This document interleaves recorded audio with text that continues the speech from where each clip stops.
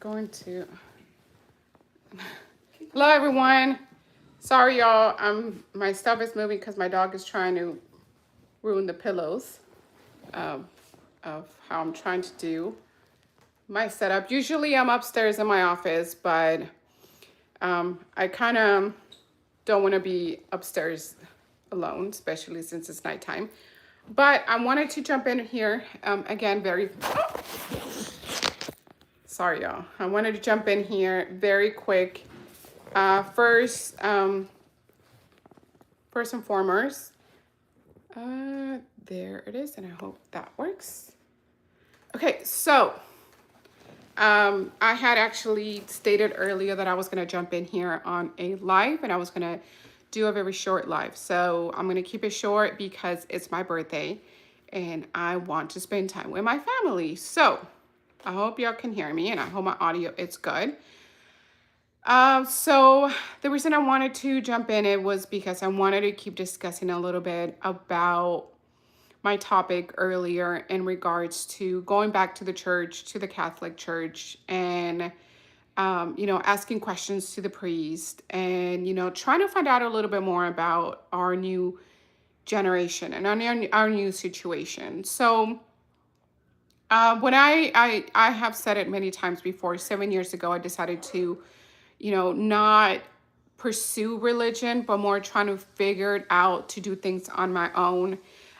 Little did I know that I actually pushed away further out from my own religion and from God. And, it's those things that when we are desperate, and I'm sure you know someone, and I'm sure you've gone through it as well, when you're hurting, you're trying to find that solution super quick, right? That one fix that can help you to heal, the one fix that can help you to do better because you're hurting, because you want answers, and it's completely understandable. We all gone through that. So for me, that's the period of time that I went through, refusing to follow God, refusing to find him, to seek him, being upset at him.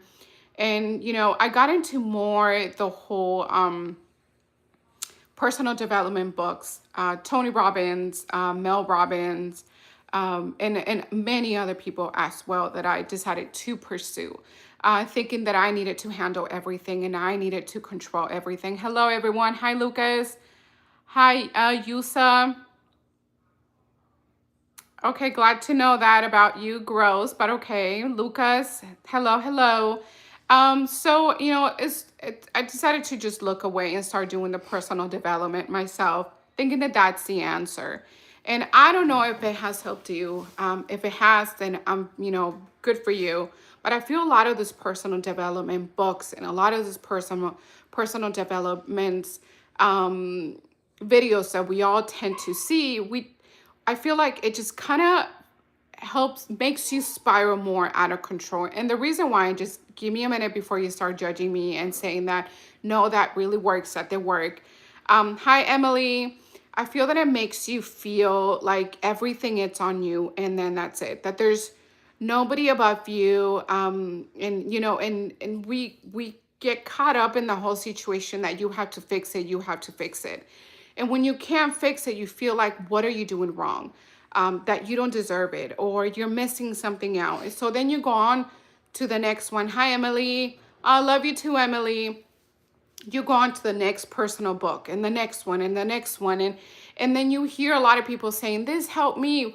Mind you, that one thing I realized a while back is that a lot of these books that you see people saying, it helped me, it changed my life, it's a lot of people that have been bought, paid to give that, that commercial, that 5-second message that says that it helped them. So then, here comes a person broken, and then what happens? They start feeling even more broken. They start feeling like they're missing something. They didn't do it right. They didn't write the right sentence. They didn't, wake up early in the morning and write down what they're supposed to.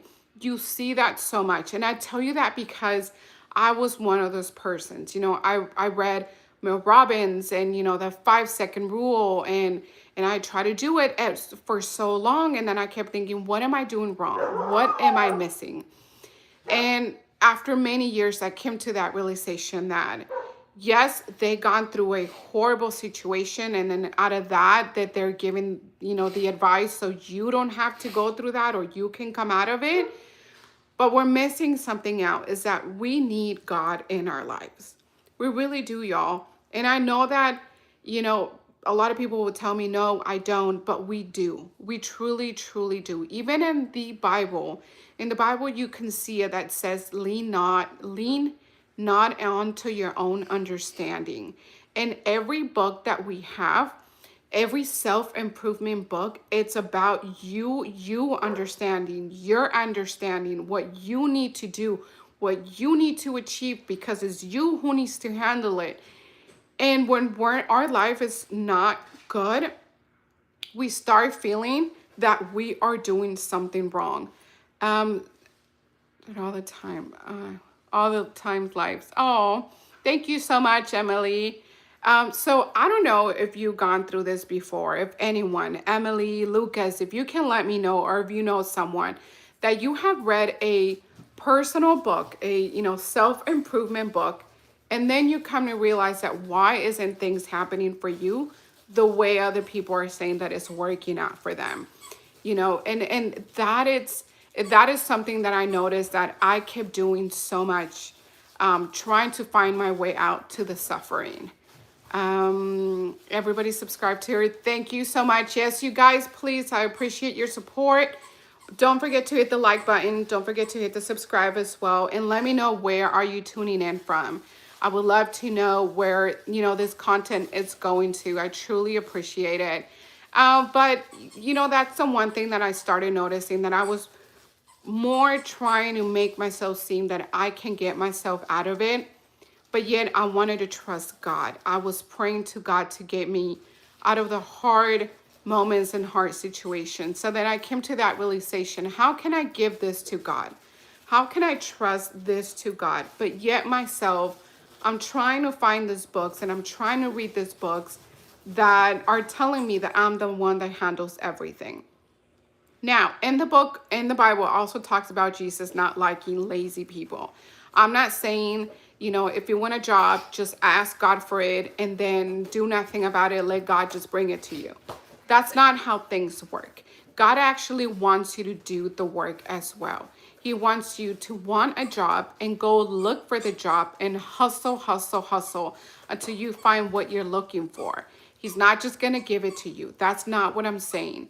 But a lot of the self-help books make you feel that if you write it down 5 times and you say it to the universe, which is funny because the universe is actually God, it's the universe also. It makes you feel like if you say it to the universe and you say it right, then things are going to happen. And then when they don't happen, you start feeling like, what did you do wrong? That really can hurt your relationship even more with God. Because God says, tell me what you want and I will give it to you. Now, is he going to give it to you maybe in a way exactly how you want it? Possibly not. If he does, whoop-de-whoop. But if he does not, then that means you were not ready for that. That means there's something else that he needs to work with you in order for you to get what you want. A lot of us, we like to pray for things that honestly we cannot handle. I can tell you many times I have gotten jobs where, they're supervising jobs, and I noticed that they were just way too much for me. And I skipped that part of getting that experience. I was grateful that God gave it to me, but I noticed what he was trying to do. But he gave me the supervising job to get that feeling and know that I wasn't ready, that I needed to go and get prepared.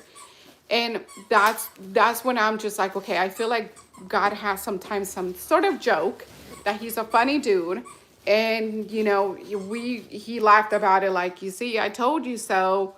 You have a Bible, Emily. I am so happy. What's your favorite verse? If y'all can let me know, what is your favorite verse from the Bible?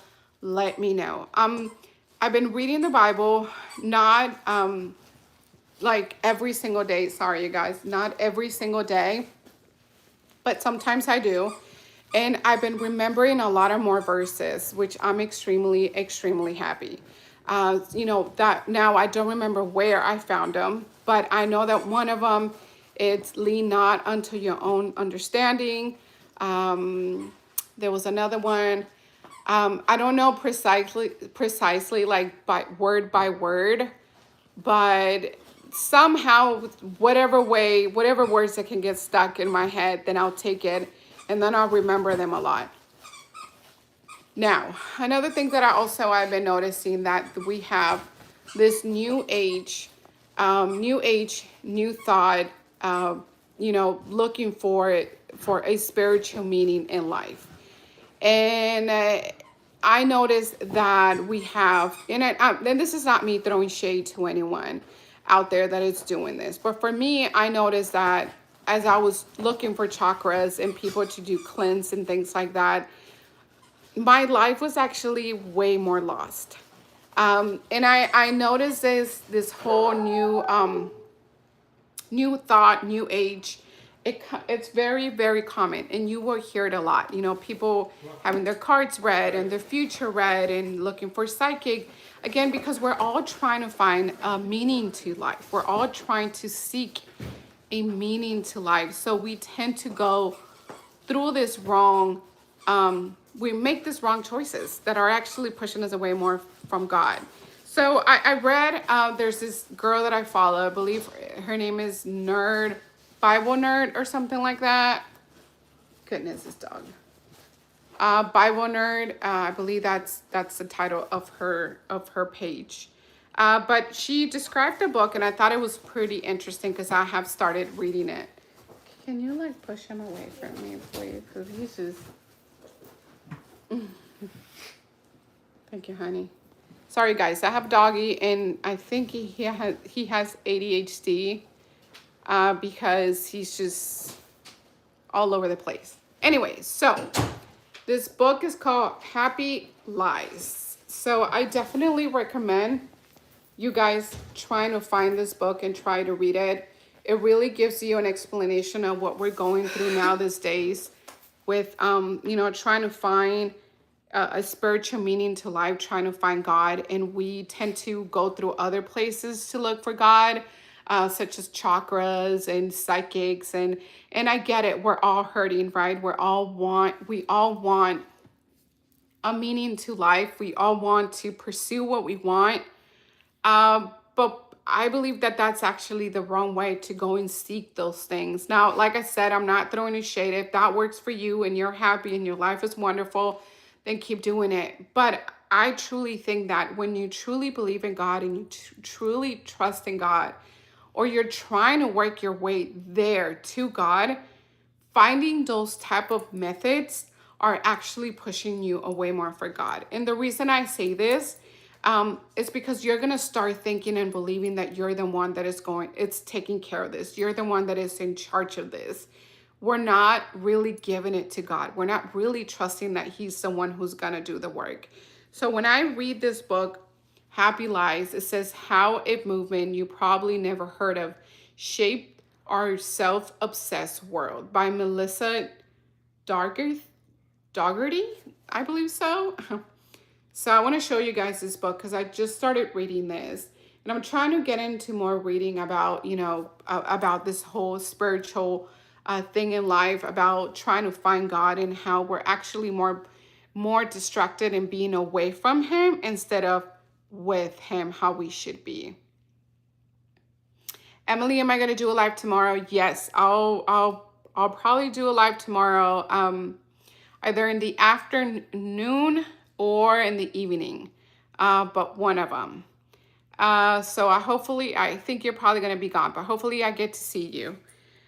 So like I said, I think I recommend so far this book. What time? Maybe like around 7 o'clock, 7 or 8, I'll jump into live at nighttime. So I definitely recommend y'all to, get into this book and read it. And try to understand the differences of, what new age. So right here, Emily is saying that, Melissa, it's saying that new thought, it's the cousin of new age. And it's ways that we're being lied to. You know, for example, there are pastors out there that are telling you the I am, and you know, to have you repeat, I am this, I am that. That I am was actually used by Jesus, where he says he is, you know, he was the one, the I am. I believe that's what it was. But I remember there's a part that says I am, and he's the one who was saying that. And when we start saying things like that, where to me, I strongly believe that we're trying to say we are Jesus, or we can be like Jesus. You know, we're comparing ourselves, thinking that we can do the miracles that he did and all these things, that we are Jesus. And that's making you actually think far away from him, because there is nobody like Jesus. And even Jesus says, in order for us to get to the Father, we need to get through him. We need to go, you know, to him. And that's the layer, that's the steps that, you know, it goes. But we live in a new generation where we feel we can do it, when we can heal, we can do this and we can do that. We're taking away Jesus, and taking, I feel like we're firing him from his own job and telling him we can do a better job. And that's 100% incorrect.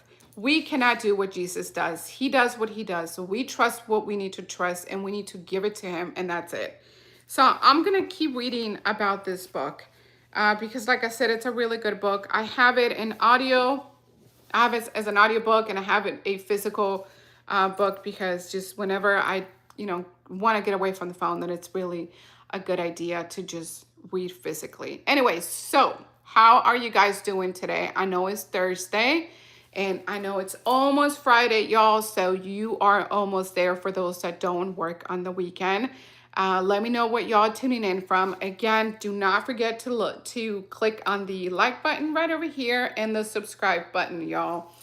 We'll be very appreciative if you can please show some support. But also, I wanted y'all to know that I had a meeting on Monday with a Catholic priest. God, good. I had a meeting with a pastor, with a priest, a father, and it was pretty interesting because we did go through a conversations about life. Now, I have chosen to not have a video and share a video about my experience, just because I want to feel some things that I want to be able to keep it for myself to build that relationship with Jesus. But I am very much hopeful that I can do an interview with him. And if y'all want to, you know, there's going to be a day when I'm going to let you guys know if y'all want to, you know, send me your questions, anything that y'all want me to ask, so I can just ask away and, you know, do this a video and share it with you guys. Because I know that for me, well, I know that a lot of people are seeking God and they have a lot of questions. I know I do. So if y'all want to send it to me when I get to have that interview with the father, then I'll be more than happy to send it out. So I think it was just pretty interesting. We went through tradition. We talked about relationship. We talked about marriage, the importance of what I need to do on my side as a wife for my husband, and the importance of what he needs to do on his side as well, because that's how relationship works. We talked about how marriages now these days, people are giving up a lot of them, a lot of into their marriage. They're divorcing, that the amount of marriages that are divorced in these days for the silliest things. Now, I don't mean for women that are physically being mistreated, that it's a toxic relationship in the sense that they're being physical, you know, the husband is being physical or the wife is being physical, and it's just an extremely toxic, dangerous situation as well for the family. No, I don't mean for those. I mean for those that, you know, they feel like, okay, you know, I've been growing apart from my husband.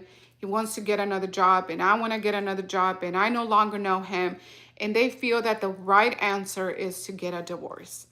That's giving up your relationship. And, you know, expecting a man to change for what the woman wants him to be. You know, we all know that famous phrase, or a lot of women have made this mistake of saying, I know the man that he can be, but he doesn't want to be, so I'm trying to push him to be that man. I think that as women, before we meet a man, we need to remember, and this is something I tell my kiddo all the time, you can never ever change a man. Ever, ever, ever change a man. You can be an inspiration for him to change, but he needs to do it for himself. Why? Because when you're trying to change a man, he's gonna change for a little bit and he's gonna go back to where he used to be. Period. That's just how it works. And the same thing for women, right? So a man cannot force for a woman to do what he wants her to do. If she does, it's just gonna be for a little bit, and then she's gonna go back to who she was. So it's important that before you get married, you know that marriage is a hard, hard work. Hi, mom. It says it says your mom, so I'm thinking it's not my mom. That is so funny, your mom. Are you gay? No, I'm not. But if you are, then you gotta change your ways, buddy. Anyway, so and those are the things that we were talking about with the priest. It's the way how what happened? It's not showing up. Oh, you want to take the dogs because they're just the way that we're willing. So I always tell my kid also, the day you get married is because you're going to love a man for what the things that he does and what he likes. That's it. Do not sit there and have him change. If you love the job that he has, love it before you get married. Thank you, Ness. Thank you. So it's important that you love the man that you have chosen from the beginning. Love him from who he is. Do not try to change them at all. And because we get married, and a lot of these marriages is like that, and we feel like, okay, he's not changing or she's not changing, I'm gonna get a divorce. Well, marriage is not a joke. It's not a joke at all. And we're breaking marriages just for the dumbest things, and we're not realizing how this is a covenant. It's a covenant for you to be one with your significant other, for you to be one and love them no matter what, and be there for them no matter what. Just because he pissed you off and you just want to end the relationship in a marriage, it's not fair, and especially when you have kids as well. You have to work at it so much. I actually had a friend that told me, I'd rather have a lot of kids than to be married. And that was just, when she said that, I was just like, I understand what you're saying, because marriage is hard. Marriage is actually harder than being a parent. That's what I think. Being a parent is really, really hard. I'm not saying it's not. But marriage is harder because that's the person for the rest of your life. Your kids belong, well, your kids love you. You're going to be there for your kids. And yes, you have to be building that relationship. But ultimately, your kids know that you are mom. They need to respect you. But with your significant other, you always have to work at it. There is days that you might not love them, on a Tuesday. But you got to work it out, and you got to remember why you married him. And you'll love him again on a Wednesday. I hear so many people saying, well, not a lot of people, but whenever I have heard couples saying that they've been married for, 30, 40 years, my first reaction is, wow, that's a marriage that I want to learn from, because they've been together and they worked through the hardest moments. A lot of us tend to just see the beauty of things, of like, oh my God, you've been married so long and that is beautiful. But there's more to it. There's a lot of hurt in there, but there's also a lot of, working out that is a struggle. So those are the things that I always say. Marriage is not easy, and that's what the priest was saying. Now these days, we're giving up on marriage so quick, and we're not fighting in that marriage. We're not doing it for our kids, and ultimately our kids, they suffer. So, for those parents that they do have kids, please let me know. I want to know, are you with your significant other? How long have you been with your significant other? And tell me if you relate to this, right? Like, you feel that maybe there's been moments that you want to just give up, but you took a vow, and you have to work through it. You have to. And it's not easy, like I said, but it's a process. And Just like everything else you do in life, you have to work hard at it. So, Cassie, sorry if I'm butchering your name, but yes, I can relate. Really, can you give me an example on a way that you can relate, or that you are relating to this conversation? I would love to hear. That's one of the conversations that I had with my priest. It was about marriage. How we're giving up on marriage, and it's just really high. The percentage of divorces that are happening these days. Hi, Emily. And we have to work on that hard. We have to keep going. I would love to be married by church. I know that I told the priest that is it possible that maybe I can get punished because I'm not married by church yet. It's civil.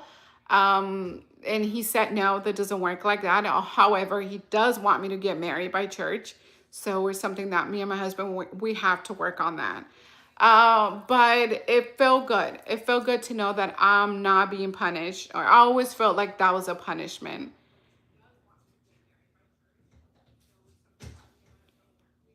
I see. Okay. Mm.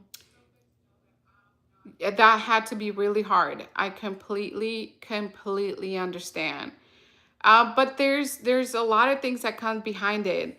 It's not easy, a decision like that. It's definitely not easy, especially for your parents. It might not have been easy, just because it's that that religion part of us. I heard a story, not a story, but actually I think it was a perfect time.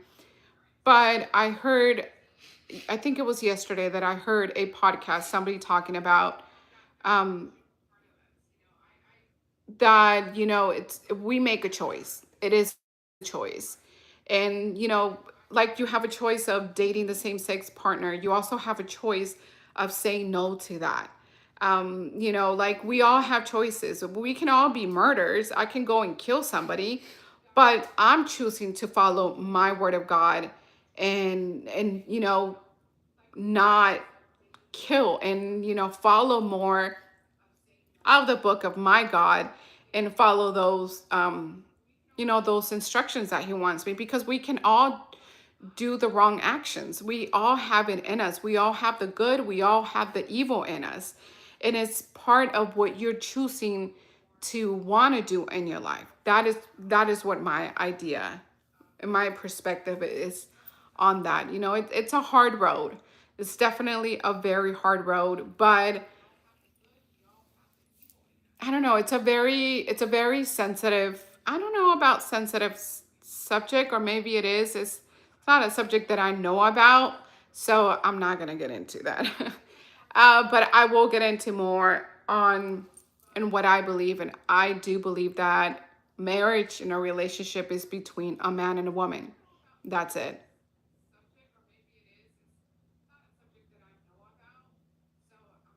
Hi, Amanda. Happy birthday, Amanda. I got two. Think about it. Hello, Amanda. How old are you, Amanda? Oh, how old is Amanda going to be, Layla? That'll be good to know. So yeah, so that's just what I believe. Psychology, that's my beliefs, and I died to that belief. She is 12. Oh, beautiful, almost a teen, almost a teen. But yeah, so if there's anyone else here that, it's married and can relate to working hard at your marriage, please give me a shout out. Like I said, that's one of the topics that I talked with the priest, and it was about marriages and how easy we're giving up. um, you know, being more grateful to what my husband being more grateful for what my husband does for me, and him being more grateful for what I do for him. And the reason why we do everything together, it comes down to our kiddo. Everything we do constantly, every single day, every single second, working in our relationship, it's for her. We see a lot of kids growing up without parents, without a dad present, without a mother present. I didn't have my father present in my life. My husband did not have both of his parents present in his life.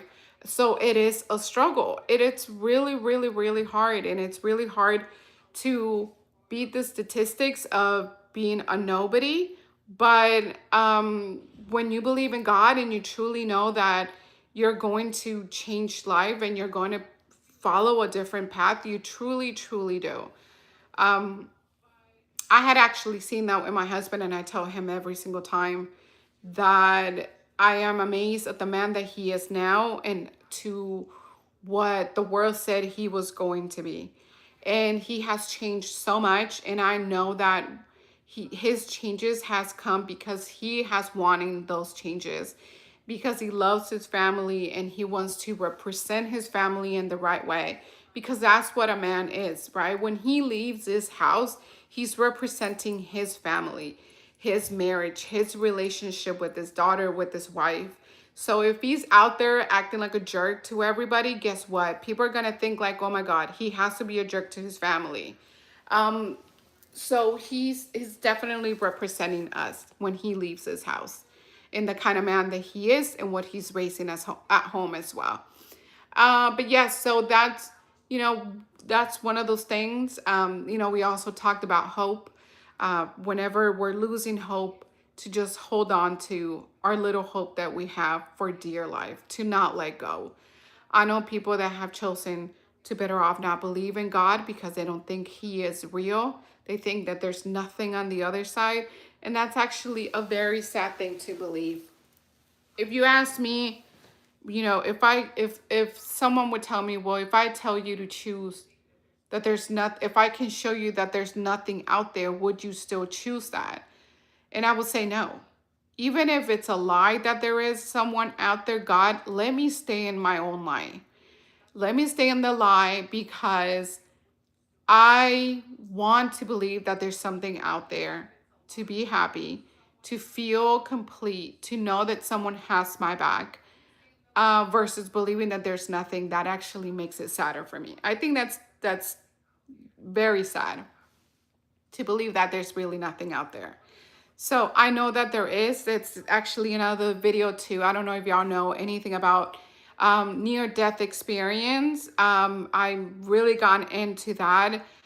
There's this young lady that I'm been listening about lately, where just 7 years ago she had a near-death experience, and she's just barely talking about it.